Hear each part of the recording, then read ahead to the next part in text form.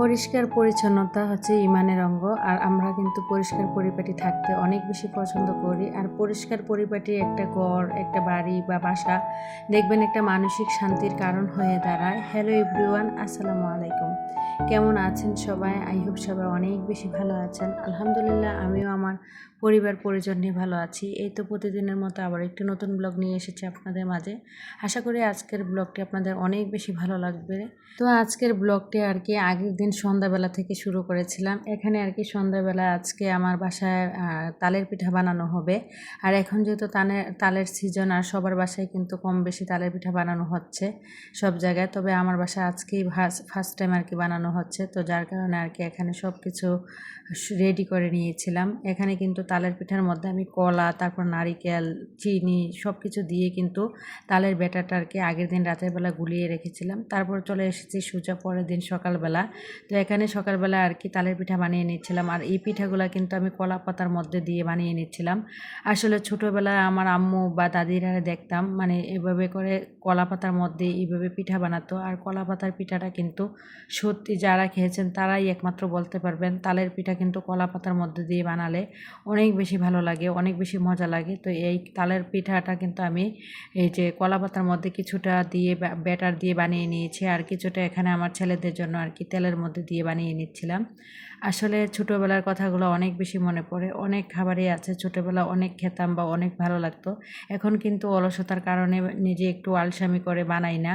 আর বিশেষ করে ইউটিউবে যখন থেকে ঢুকেছি তখন থেকে দেখা যায় যে সময়েরই কিন্তু মানে কাভার করতে পারি না। দেখা যায় যে ভিডিও করা, ভিডিও এডিট করা, তারপরে সবার ভিডিও দেখায়, এমন করতে করতে কিন্তু দেখা যায় অনেক কিছুই কিন্তু এখন ভুলে গিয়েছি। তো যাই হোক, আজকের ভিডিও টাইটেল আর থাম্বনেল থেকে হয়তো বুঝতে পারি বাসা বাড়ি খুব সহজে পরিষ্কার পরিপাটি রাখার সহজ 12টি টিপস। তো যাই হোক, এখানে আর কি সকালের নাস্তাটা বানিয়ে নিচ্ছিলাম, তারপর অফ ক্যামেরাতে আর কি নাস্তা খেয়ে নেব।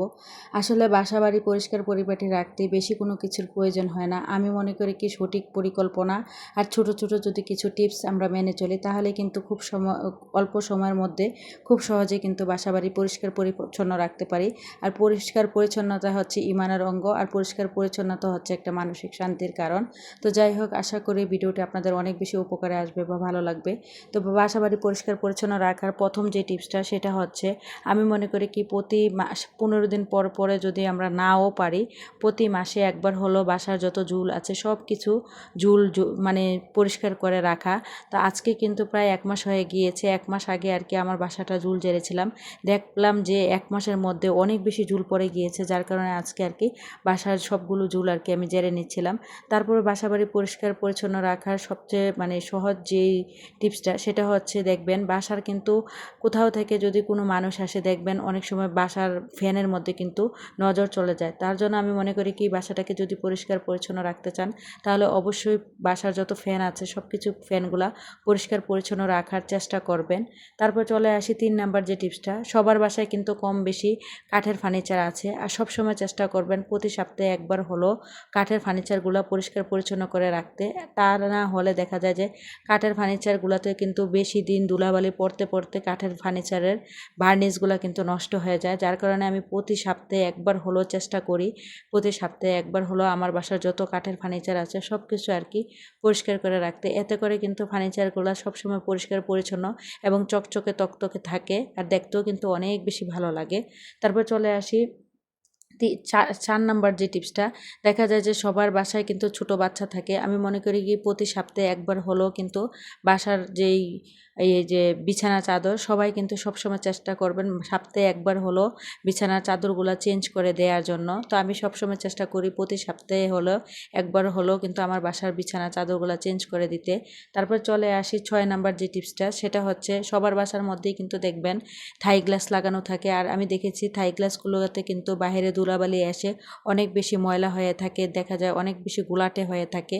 তো বাইরে কিন্তু অনেক বেশি রৌদ্র উঠেছে, যার কারণে আর কি ভিডিওর মধ্যে এরকম দেখা যাচ্ছে। তো আমি প্রতি মাসে একবার হলো চেষ্টা করি বাসার যত থাই গ্লাসগুলো আছে সেই থাই গ্লাসগুলো পরিষ্কার করে রাখতে, এতে করে কিন্তু জানালাগুলো অনেক বেশি সুন্দর এবং পরিষ্কার পরিচ্ছন্ন থাকে। তারপরে 6 নাম্বার যে টিপসটা, সবার বাসায় কিন্তু পর্দা থাকে। তো আজকে কিন্তু আমার বাসার যত পর্দা আছে সবাই চেষ্টা করবেন মাসে একবার হলো বাসার সব পর্দা চেঞ্জ করে তারপর পর্দাগুলো আর কি ক্লিন করার জন্য। দেখা যায় আমার কিন্তু ওয়াশিং মেশিন নেই, হেল্পিং হ্যান্ড খালাও নেই, কিন্তু আমার কিন্তু একা হাতেই কিন্তু সংসারের কাজগুলো করে থাকি। আর সংসার বাসা ভালো লাগা থেকেই কিন্তু আমি আমার সংসারের কাজগুলো করে থাকি। অনেক সময় দেখা যায় স্বাদ আছে সাধ্য নেই, সাধ্য থাকলেও কিন্তু দেখা যায় যে হেল্পিং হ্যান্ড খালাকে দিয়ে কাজ করাতে পারি না, কারণ আমি মধ্যবিত্ত।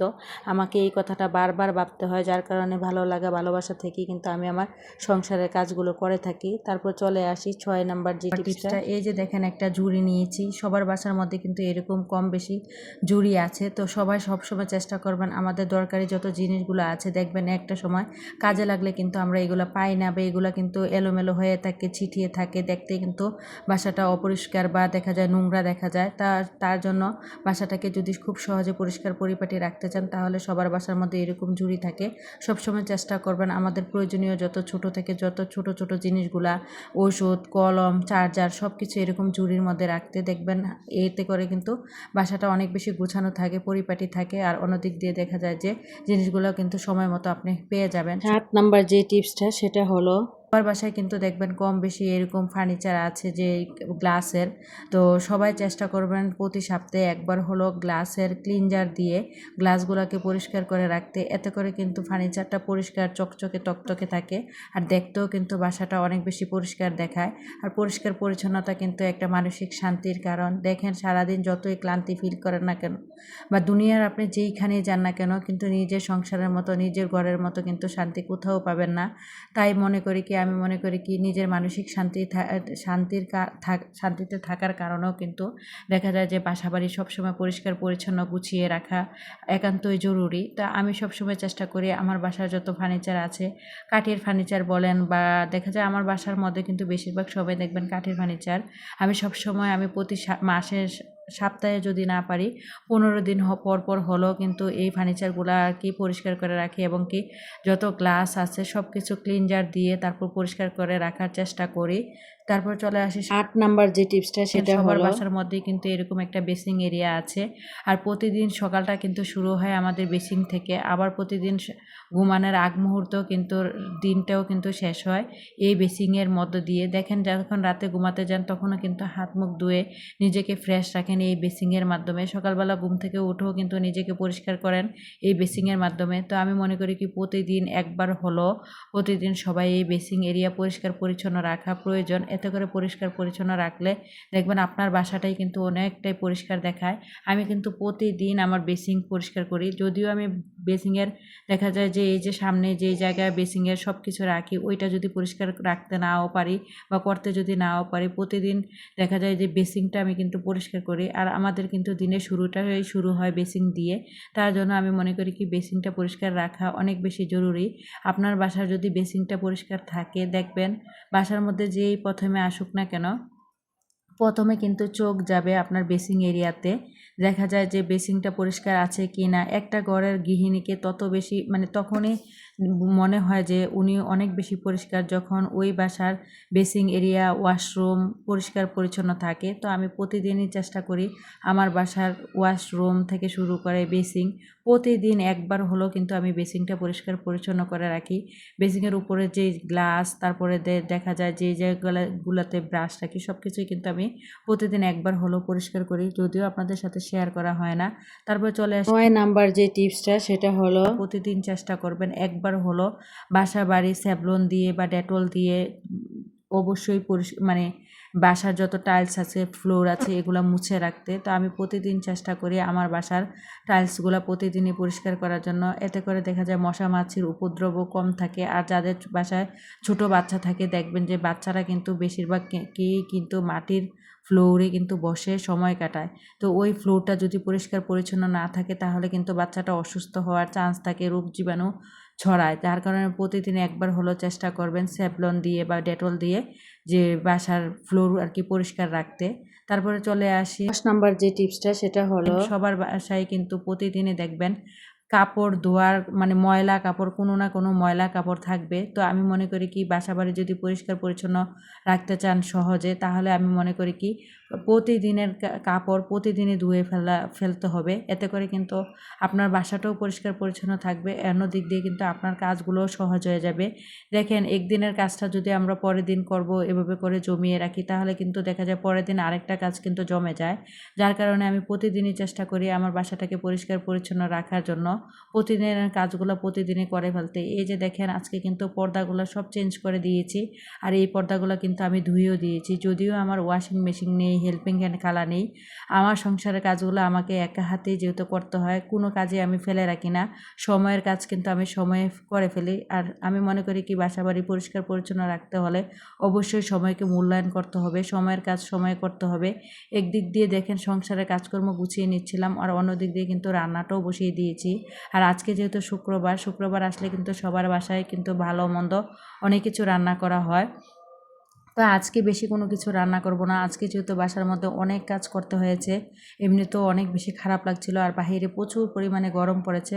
যার কারণে ভাবলাম আজকে ডাল রান্না করি। এত জলপাই দিয়ে আর কি ডাল রান্না করেছি, আর জলপাইগুলো কিন্তু ফ্রোজেন জলপাই ছিল। তো আমি কিন্তু প্রতি বছর শীতকাল আসলে জলপাইয়ের দিন আসলে আর কি ফ্রোজেন করে এভাবে জলপাই রেখে দিই। এগুলা দিয়ে কিন্তু পরে দেখা যায় টক রান্না করে খাওয়া যায় বা ডালের মধ্যে ব্যবহার করা যায়। তো যাই হোক এদিকে আর কি ডালটা বসিয়ে দিয়েছি, আর অন্যদিক দিয়ে কিন্তু মুরগি ভিজিয়ে রেখেছিলাম, মুরগিগুলো কেটে ধুয়ে পরিষ্কার করে নিয়েছি, আর হলুদ আর লবণ মরিচ দিয়ে আর কি মাখিয়ে নিয়েছি। এখন মুরগিগুলো ভেজে নেব। আসলে একটা সংসারকে পরিষ্কার পরিচ্ছন্ন রাখতে বেশি কোনো কিছুর প্রয়োজন হয় না। আপনি যদি একটু সঠিক পরিকল্পনা করে কোন কাজটার পর কোন কাজটা করবেন, আপনার বাসার কোনটার পর কোনটা পরিষ্কার করলে বাসাটা সবসময় পরিষ্কার পরিচ্ছন্ন দেখাবে, বা দেখা যায় যে আপনার কাজগুলো একদিক দিয়ে সহজ হয়ে যাবে, আবার সময়ের কাজগুলো সময়ে করা হয়ে যাবে। অন্য দিক দিয়ে কিন্তু আপনার বাসাটা কিন্তু প্রতিদিনই কিন্তু গুছানো এবং পরিষ্কার পরিচ্ছন্ন দেখাবে। একটা পরিষ্কার পরিচ্ছন্ন বাসা কিন্তু সবারই মানসিক শান্তির কারণ। আর মানুষকে সুস্থ থাকতে হলে আমি মনে করি কি প্রতিদিনই কিন্তু নিজের বাসাটাকে পরিষ্কার পরিচ্ছন্ন করে রাখা উচিত। কারণ বাচ্চা থেকে শুরু করে বড়রা সবাই কিন্তু দেখা যায় যে বাসাবাড়ি যদি পরিষ্কার পরিচ্ছন্ন না থাকে অসুস্থ হওয়ার চান্স খুবই বেশি থাকে। তার জন্য আমি মনে করি কি নিজেদেরকে সুস্থ রাখতে হলেও কিন্তু বাসাটা পরিষ্কার পরিচ্ছন্ন করে সবসময় পরিষ্কার পরিচ্ছন্ন করে রাখা উচিত। আমি যেই টিপসগুলো বললাম আমি মনে করি কি এই টিপসগুলো যদি আপনারা মেনে চলেন, তাহলে কিন্তু আপনাদের বাসাবাড়ি খুব সহজেই পরিষ্কার পরিপাটি থাকবে, গুছানো থাকবে। আর গুছানো পরিষ্কার পরিপাটি ঘর দেখতে কিন্তু সবার কাছেই অনেক বেশি ভালো লাগে। তো যাই হোক আপনাদের সাথে কথা বলতে বলতে কিন্তু এখানে মুরগির মাংসটাও রান্না করে নিচ্ছিলাম। তো এরই মধ্যে দিয়ে আমার মেয়ে বলছিল যে আম্মু ড্রাগন ফল খাবো, ড্রাগন ফল খাবো।